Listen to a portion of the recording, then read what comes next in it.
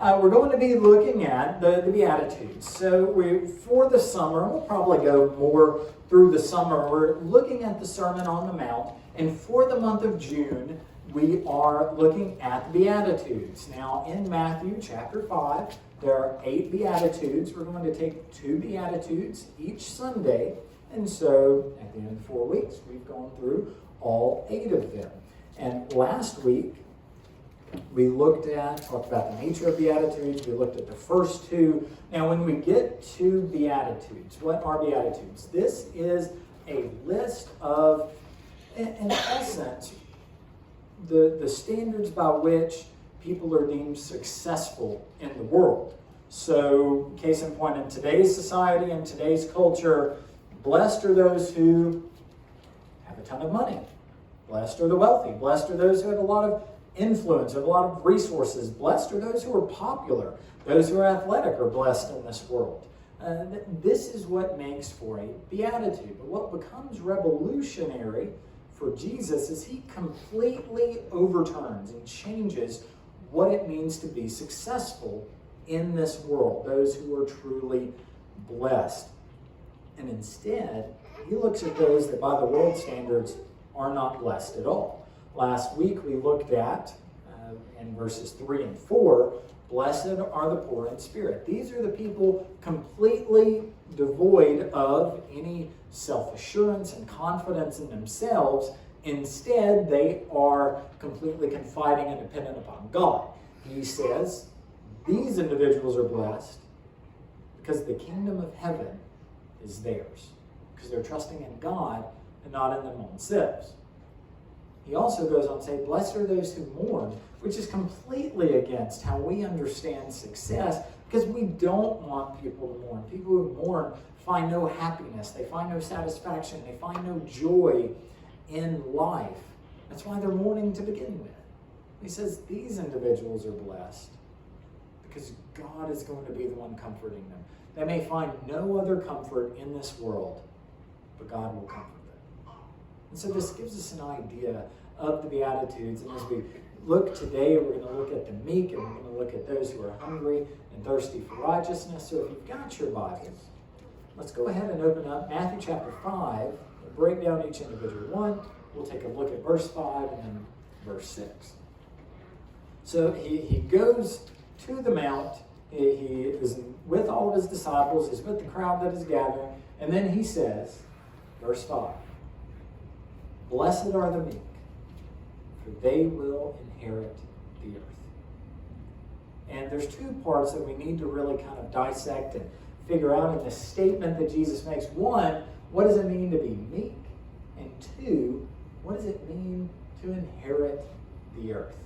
So as we begin to break these down, I think in some translations may say differently. And so I wanted to kind of look at the notion of meek. A common definition for meek is someone that is quiet, gentle, and easily opposed on, someone who is submissive.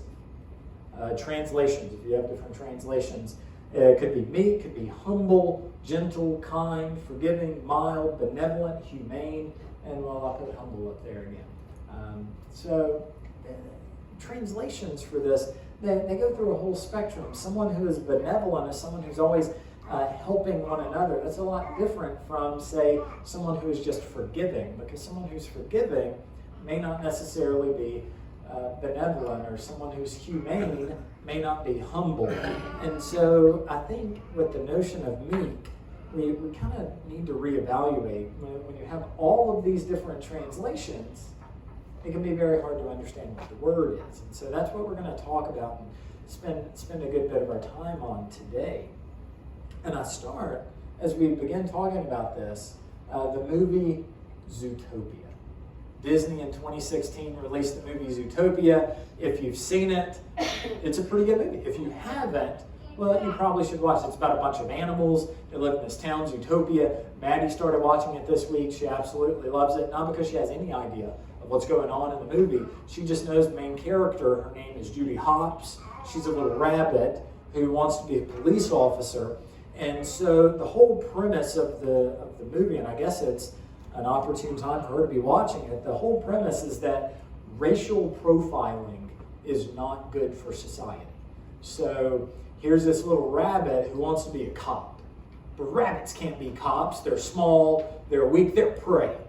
Cops have to be big, and you have water buffalo that's a cop. You have an elephant that's a cop. You have a cheetah that's a cop. Little rabbit can't be a cop, and she has a friend of hers that's a fox, and fox can't be good.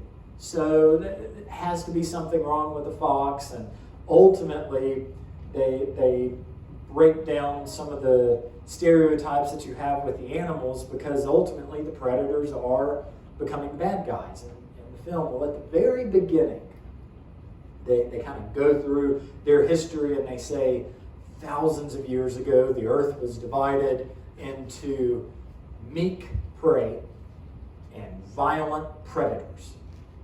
And that's how the world was divided. Those that were destined to just simply be eaten or attacked by the predators, and the predators had to be the ones attacking. But I don't think that's how we need to understand the word meek at all. Because when we come to meek, it's actually throughout the Bible something that's praised. A lot of ministers are regarded, as we'd call them ministers, high priests and people who were righteous, Pharisees. They were regarded as being meek. Meek is a quality that's actually considered righteous in that setting. And so for it to be something that's righteous, but yet we're nothing but prey, I think tends to go against everything that Jesus is trying to say or point out when it comes to meekness. And we're going to find what the Bible has to say, because I wouldn't consider myself to just be meek and afraid of everything. I mean, come on. Mark literally means brave warrior. And that's what I am, clearly, a brave warrior.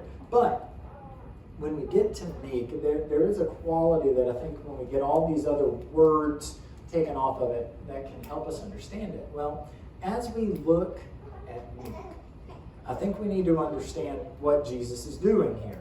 So Jesus says, "Blessed are the meek, for they will inherit the earth." Now, as we look at this parable, and as we look at a lot of statements in the New Testament, as Christians, we tend to want to talk just about the New Testament. But I do want to point out that pretty much everything that happens in the New Testament, there's a string that goes back to the Old Testament.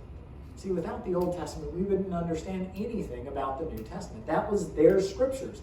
Jesus read from the Old Testament. That was the importance of everything that's doing it. So I do want to make a plug for Sunday nights. I'm getting out of my comfort zone. We're going to be looking through 1st and 2nd Samuel, 1st and 2nd Kings. I've never done that before, and so I'm really excited about these studies, how these individuals lived, and so I invite you to be a part of that as we walk through these books. But it's interesting, when you look at Psalm 37:1, it's almost a word-for-word statement of what Jesus says in his beatitude. But the meek will inherit the earth and will enjoy abundant prosperity. So I think if we want to understand the nature of Jesus' beatitude, we need to understand Psalm 37.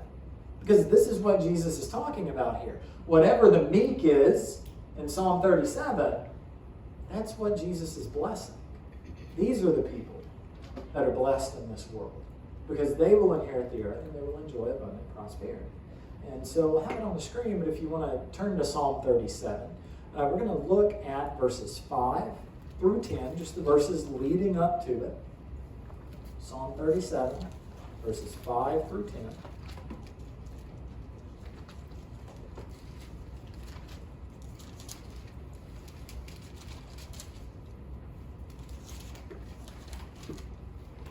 And it says in these verses, "Commit your way to the Lord, trust in him, and he laughed,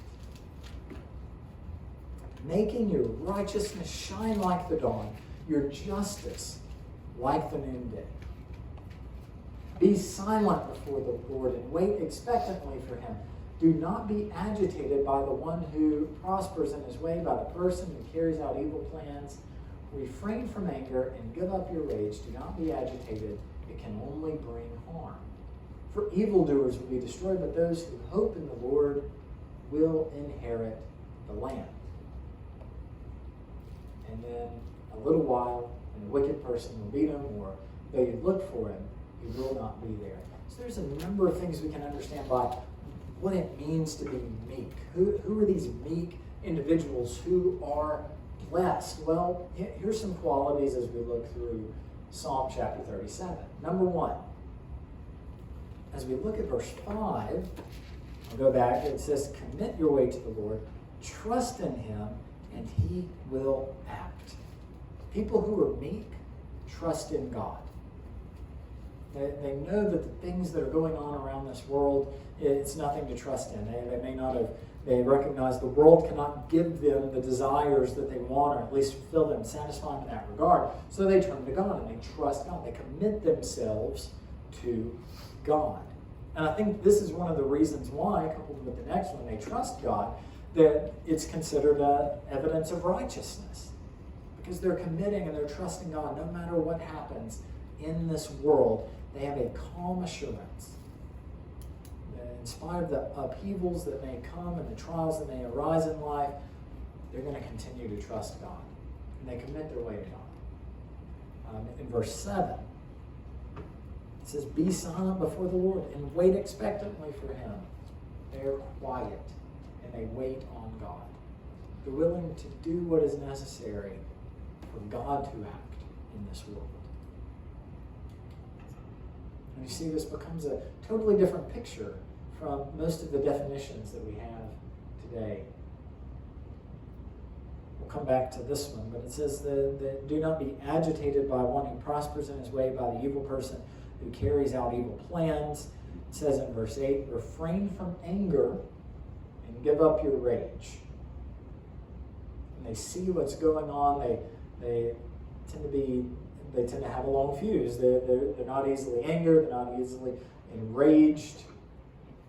The word in Hebrew literally means long nose, because like a bull when it's angry, it'll huff, and we tend to do the same. They have a long nose. They're not easily angered in that regard, if you can get that imagery. But notice in verse 9 as well, they put their hope in the Lord. But I want to go back especially to, they're not agitated by the sinfulness and prosperity of others. See, meek people in this regard, this is the one aspect where a lot of our definitions tend to come in and where we understand the idea of meekness. In this setting, this psalm, as David is talking to the people of Israel, see, Israel all throughout history was conquered by other people groups, conquered by the Egyptians. They were conquered by the Assyrians, by the Babylonians, by the Persians, and Rome in 137 AD. When all of these events take place, what happens is country comes in and they take the Israelites out of the country. Well, at that point, they're no longer in control of what's been promised to them. This is what God promised them as they were going through the wilderness, through what he promised to Moses. We're going to give the people the land. But look at what it says in verse 7. Be silent before the Lord and wait expectantly for him. Do not be agitated by one who prospers in his way, by the person who carries out evil plans. Because, see, they understand what it means when they see the prosperity of others. And agitated by sinfulness, because they all the time, over and over and over, like a cycle, that they see one country take them out of their land. These are people, the meek. Yes, they trust in God, they commit themselves to God, they wait on God, they avoid anger and rage. But these are people who are being taken advantage of by everyone else in the world. They're faithful to God, they stay true to God, but what's been promised to them by God, the world takes away. But they're going to continue to wait on God. And then what does it say in verse 11? That they're the ones who will be given the earth, given the land. See, David, as he's talking to the Israelites, they want to get this land back. They want to have what is theirs, what's been promised to them. But it's not happening by their own force. And the same thing that is going on in Jesus' day You have people who, they continue to be righteous. They continue to uphold what is right. And we can see this in our own lives. They continue to stay faithful to God because they know that his promises are true. Yet day in and day out, someone just seems to want to take advantage of you. Take away what you know is rightfully yours. You stay faithful to God. But you know what it says here? It says they're not agitated by the sinfulness and the prosperity of others. They trust God. They commit themselves to God. They're quiet and they wait on God. And what's going to happen? Jesus says these individuals are blessed because they're going to be given the earth. When all of this is over, when Christ comes back and sets up the new creation, the new earth, the individuals who stay faithful and the world has taken away the things, taken advantage of them, kept them from receiving their blessings, their promises. It says God's going to take it from them, from those who did such evil things, and give it to the meek. Because they're the ones who deserve it. Those are the ones who are blessed. This is the reason why they're blessed in this world. And I think that helps us really to understand the nature of this beatitude in and of itself. So we go from blessed are the meek, who constantly have their things stolen or taken from them, who are so longing to receive the promises of God. Well, the world may not give it to them, but God will. And we move, to the next one that we have here. Blessed are those who hunger and thirst for righteousness, for they will be filled. And see, here's the nature about hunger and thirst. We're never satisfied in that regard. We're always wanting more, and it shows the nature of that you're not hungering and thirsting for food, you're hungering and thirsting for righteousness. The following after God, doing what is pleasing in his sight. This is what you find as your food and as your thirst in this regard. And he says here that they will be filled.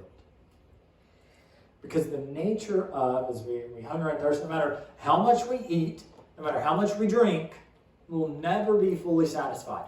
No one eats enough in one day and they say, well, I'm done for the month. Now we may eat too much and start regretting like every decision we've ever made. Oh, I shouldn't have gone to that buffet at Ryan's. It's just, I'll never do that again. Or you made concessions. I'm never eating donuts. Or I'm going to not eat them for the next month. Why would you ever not want to eat donuts? It just doesn't make sense. But we make all of these concessions as to how we're never going to eat these items again. Just recently on Netflix, there's a documentary series, History 101, and the first episode talks about McDonald's. And I think, I could be getting these numbers wrong, but I think in 2013, 2014, local McDonald's celebrated one man who was eating his 12,000th Big Mac. I think they said he had consumed around 1 million calories over his life. And I mean, if you see him, you never think that. He's skinnier than I am. Because he's eating all of these calories, but our bodies are never satisfied with it all. It's a constant feeding of ourselves, and he says this applies to righteousness as well, because hunger and thirst is perpetual. And I found this to be interesting. Athletes, they do this all the time. The more you work out, you build your metabolism as you want to work out, you have to eat more, but you do have to be careful with what you eat, or else you're going to be a great athlete who's incredibly out of shape. One of the best athletes out there is Dwayne Johnson. We showed a picture of him last week, The Rock, in wrestling. I want to share with you this enormous man who can lift more with one hand than I probably could with my whole body. What he eats. Now, this is on a daily basis. This is not when he's training for a movie or getting himself in shape. Here's his daily routine of eating. First of all, he eats 5 meals a day, every single day. They estimated it would take about 2 hours out of your day to eat what he does.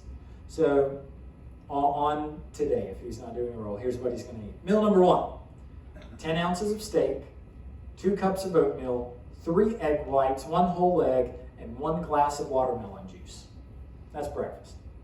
Meal number 2, 2 servings of chicken, 2 bell peppers, 3 cups of mushrooms, 3 cups of broccoli, and 1 protein shake. Meal number 3, 8 ounces of salmon, 8 asparagus tips, 2 whole eggs, 2 cups of rice medley, and then 3 cups of broccoli. Meal number 4, 10-ounce steak, 3 baked potatoes, 8 asparagus tips, 1 glass of orange juice. Meal number 5, 20 grams of casein protein, and 10 egg whites. When he's training for a role to really get in shape, he eats 7 meals a day. Now, this is a man, this is his life. He is this determined to stay in shape this much, and he consumes right around 5,500 calories a day.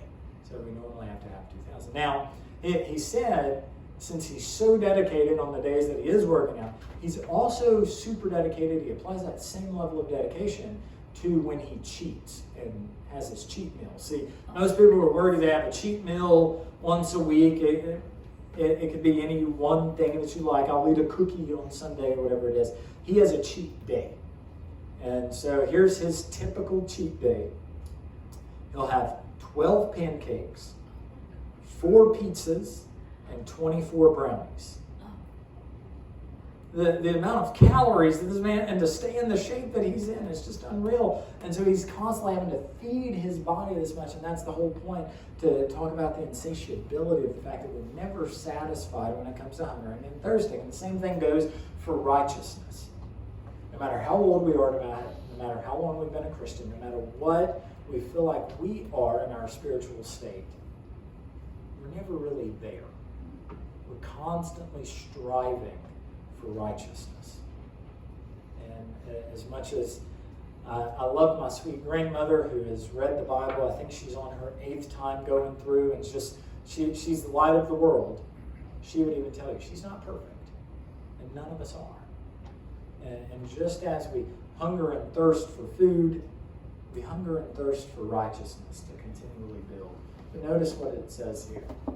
Blessed are those who hunger and thirst, not to just constantly feed themselves with the luxuries of food, but for righteousness, for they will be filled. And I go back just one last time as we look at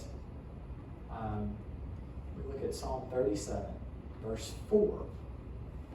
David says, "Take delight in the Lord, and He will give you your heart's desires." And I think this can help us understand why those who hunger and thirst for righteousness are blessed. Because as we delight ourselves in the Lord, He gives you your heart's desires. And I want to challenge the common notion that we have today with prosperity and health, wealth gospels that are going around. Because here's the thing about God. As we take delight in God, He becomes the desires of our heart. And we relish and we love more and more of what God has to offer us. Not simply the things that we can receive from Him on an earthly scale. As we take delight in the Lord, He becomes our heart's desire, and He will give us more of that.